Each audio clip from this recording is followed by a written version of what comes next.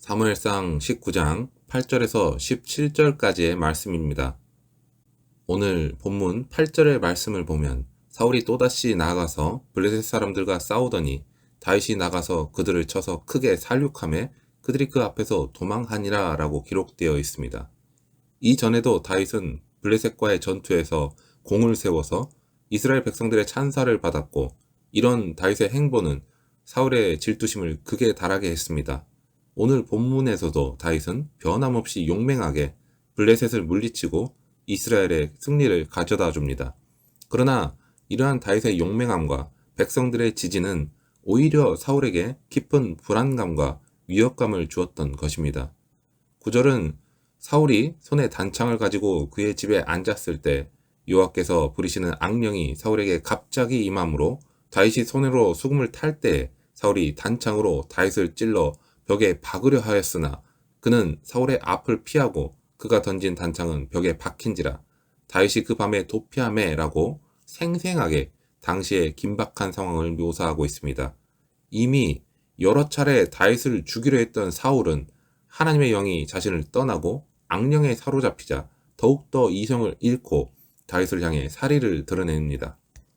다윗이 평화롭게 수금을 타고 있는 순간 사울은 또다시 창을 던져서 다윗을 벽에 박으려 했던 것입니다.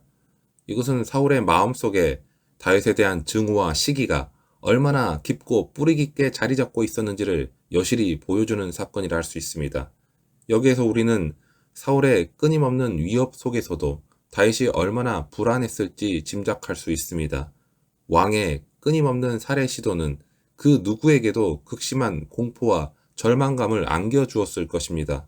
하지만 이러한 절체절명의 위기 속에서도 다윗은 놀라운 지혜와 순발력으로 사울의 공격을 피합니다. 성경은 단순히 그는 사울의 앞을 피하고라고 짧게 기록하고 있지만 이 짧은 구절 속에는 다윗의 간절한 생존 의지와 하나님의 보호하심이 느껴집니다. 한편 사울은 다윗을 직접 죽이는 것에 실패하자 사람들을 보내서 다윗의 집을 감시하고 아침에 그를 죽이려는 계획을 세웁니다. 이러한 아버지의 악한 계획을 알게 된 다윗의 아내 미갈은 다윗에게 급히 이 사실을 알리고 밤중에 다윗을 창문에서 달아내려 탈출을 돕습니다. 미갈은 사울의 딸이자 다윗의 아내입니다. 아버지의 명령과 남편의 생명 사이에서 갈등했을 미갈의 심정은 어땠을까요? 그녀는 아버지의 뜻을 거스르고 남편의 생명을 택했습니다. 이것은 그녀가 다윗을 깊이 사랑했을 뿐만이 아니라 사울의 행동이 옳지 않다는 것을 인지하고 있었다는 것을 보여줍니다. 미갈의 도움으로 다윗은 극적인 탈출에 성공하면서 생명을 보존할 수 있게 되었습니다. 다윗이 무사히 도망친 후에 사울은 자신의 계획이 실패했다는 사실을 알고 분노합니다. 다윗이 도망친 후에 사울이 보낸 전령들이 다윗을 잡으러 그의 집에 들이닥쳤을 때 미갈은 침상에 우상을 눕히고 염소털로 머리 모양을 만들어서 이불로 덮어 마치 다윗이 병들어 누워있는 것처럼 위장했습니다. 사울은 전령들의 보고를 믿지 않고 다시 사람을 보내서 다윗을 침상째로 끌고 오라고 명령합니다. 이것은 사울의 다윗에 대한 적개심이 얼마나 강렬했는지를 보여주는 대목이라 할 수 있습니다. 그는 다윗이 병들었다는 보고에도 불구하고 그를 직접 확인하고 죽이려는 집념을 버리지 않았습니다. 마침내 사울의 전령들이 집에 들어가 확인한 결과 침상에는 우상과 염소털로 만든 머리만 있을 뿐 다윗은 이미 사라진 후였습니다. 이에 격분한 사울은 미갈에게 어떻게 자신을 속여서 다윗을 도망치게 했냐고 질책합니다. 그러자 미갈은 다윗이 자신을 협박하여서 어쩔 수 없이 도왔다고 둘러댑니다. 여기에서 우리는 미갈의 지혜와 용기를 볼 수 있습니다. 그녀는 아버지의 분노를 두려워하면서도 남편 다윗을 살리기 위해서 기지를 발휘하여 위기를 모면했습니다. 물론 그녀의 행동이 거짓말이라는 점에서 윤리적인 비판을 받을 수도 있겠지만 당시의 절박한 상황 속에서 그녀가 할 수 있는 최선의 선택이었을지도 모릅니다. 중요한 것은 미갈의 이러한 도움으로 인해서 다윗이 사울의 손에서 벗어나 생명을 구할 수 있었다는 사실입니다. 우리는 오늘 이 본문의 말씀을 통해서 다윗이 겪었던 두 번의 위기 상황을 살펴볼 수 있습니다. 첫 번째 위기는 사울이 직접 던진 창에 맞아 죽을 뻔한 상황이었고, 두 번째 위기는 사울이 보낸 자객들에게 죽임을 당할 뻔한 상황이었습니다. 이처럼 다윗은 끊임없는 죽음의 위협 속에서 하루하루를 보내야 했습니다. 그러나 우리가 주목해야 할 것은 이러한 위기 속에서도 하나님께서 다윗을 신실하게 보호하셨다는 사실입니다. 다윗이 사울의 창을 피할 수 있었던 것도, 미갈의 도움으로 밤중에 탈출할 수 있었던 것도, 그리고 미갈의 지혜로운 행동으로 사울의 추격을 따돌릴 수 있었던 것도 결코 우연이 아니었습니다. 이 모든 일의 배후에는 다윗을 향한 하나님의 놀라운 섭리와 보호하심이 있었던 것입니다. 하나님께서는 이미 사무엘을 통해 다윗을 이스라엘의 왕으로 기름 부으셨습니다. 하나님의 계획은 결코 인간의 어떠한 방해나 술수로도 좌절될 수 없습니다. 사울이 아무리 다윗을 죽이려 발버둥 쳐도 하나님께서는 당신의 택하신 종 다윗을 끝까지 지키고 보호하셨습니다. 마치 어린 양을 맹수의 공격으로부터 보호하시는 목자와 같이 하나님께서는 다윗을 그의 원수 사울의 손에서 안전하게 건져내셨습니다.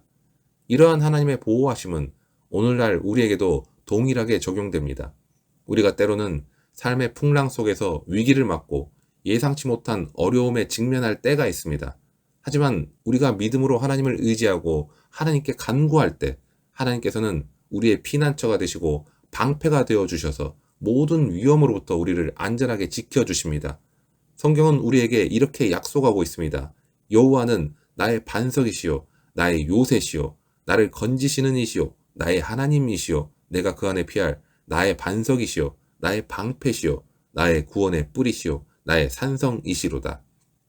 오늘 우리는 하나님의 뜻을 거스르고 자신의 생각과 욕망을 쫓았던 사울의 어리석음으로 발견할 수 있고, 또한 동시에 다윗을 위기 속에서 보호하시는 하나님의 놀라운 섭리를 볼 수 있었습니다. 하나님께서는 다윗을 이스라엘의 왕으로 세우시기로 작정하셨지만 사울은 자신의 왕권을 지키기 위해서 끊임없이 다윗을 죽이려 했습니다. 그의 이러한 행동은 결국 하나님의 뜻에 정면으로 맞서는 결과를 초래했고 그의 삶은 비극적인 결말을 맞이하게 됩니다. 신약 성경에서도 하나님의 뜻에 맞서는 자들의 어리석음과 그 결과를 분명하게 보여주는 사례들을 찾아볼 수 있습니다. 그 예 중에 한 명이 바로 예수님을 핍박했던 사울, 훗날 사도 바울이 된 인물의 이야기입니다. 그는 예수 그리스도를 믿는 자들을 박해하며 하나님의 복음 전파를 막으려 했습니다. 그의 행동은 명백히 하나님의 뜻에 거스르는 것이었습니다. 하지만 다메섹 도상에서 부활하신 예수님을 만난 후에 그는 자신의 어리석음을 깨닫고 회심하여서 하나님의 복음을 전하는 위대한 사도가 되었습니다. 또 다른 예는 예수님께서 십자가에 못 박히시는 과정에서 나타납니다. 당시 유대의 종교 지도자들과 백성들은 하나님의 아들이신 예수님을 메시아로 알아보지 못하고 오히려 십자가에 못 박으라고 외쳤습니다. 그들은 자신의 생각과 기득권을 지키기 위해서 하나님의 뜻을 거부했던 것입니다. 그러나 그들의 이러한 행동은 결국 하나님의 구원 계획을 이루는 데 사용되었고 예수 그리스도의 죽음과 부활을 통해 인류는 죄에서 구원을 받는 은혜를 입게 되었습니다. 하지만 그들의 불순종은 결국 예루살렘의 멸망이라는 비극적인 결과를 가져왔습니다. 이처럼 성경은 하나님의 뜻에 맞서는 것이 얼마나 어리석고 위험한 일인지를 분명하게 보여주고 있습니다. 하나님의 뜻은 완전하고 선하시며 우리를 가장 좋은 길로 인도하십니다. 우리가 하나님의 뜻을 거스르고 자신의 고집과 욕망을 앞세울 때 우리는 결국 파멸과 불행을 자초하게 되는 것과 같습니다. 그러므로 사랑하는 여러분, 우리는 우리의 삶 속에서 하나님의 뜻을 분별하고 그 뜻에 온전히 순종하는 삶을 살아가야 합니다. 하나님의 뜻은 성경 말씀을 통해 그리고 기도를 통해 또 성령님의 인도하심을 통해 우리에게 계시됩니다. 우리는 겸손한 마음으로 하나님의 말씀을 경청하고 끊임없이 기도하며 성령 하나님의 인도하심을 구해야 합니다. 우리가 하나님의 뜻에 순종할 때 하나님께서는 우리의 삶을 친히 주관하시고 인도해 주십니다. 때로는 우리가 이해할 수 없는 어려움과 고난에 직면할 수도 있지만 그 모든 과정 속에서 하나님께서는 우리를 연단하시고 더욱 성숙한 믿음으로 이끌어 주십니다.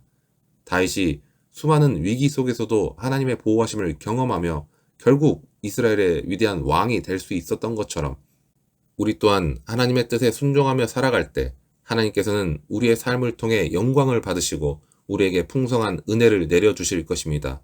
우리는 종종 우리의 제한된 이해와 좁은 시야로 인해서 하나님의 뜻을 오해하고 불평할 때가 있습니다. 하지만 기억하시기 바랍니다. 하나님은 전지전능하시고 우리의 모든 것을 아시는 분이십니다. 하나님의 계획은 우리의 생각보다 훨씬 크고 놀라운 것입니다. 그러므로 우리는 우리의 제한된 이해를 내려놓고 전적으로 하나님을 신뢰하며 하나님의 뜻에 순종하는 믿음을 가져야 합니다. 오늘 우리는 이렇게 다윗의 이야기를 통해서 하나님의 주권적인 섭리와 보호하심을 확인했습니다. 그리고 사울의 어리석음을 통해서 하나님의 뜻에 맞서는 것이 얼마나 무모한 일인지를 알았습니다. 하나님께서는 우리 삶의 모든 영역에서 주관자가 되시기를 원하십니다.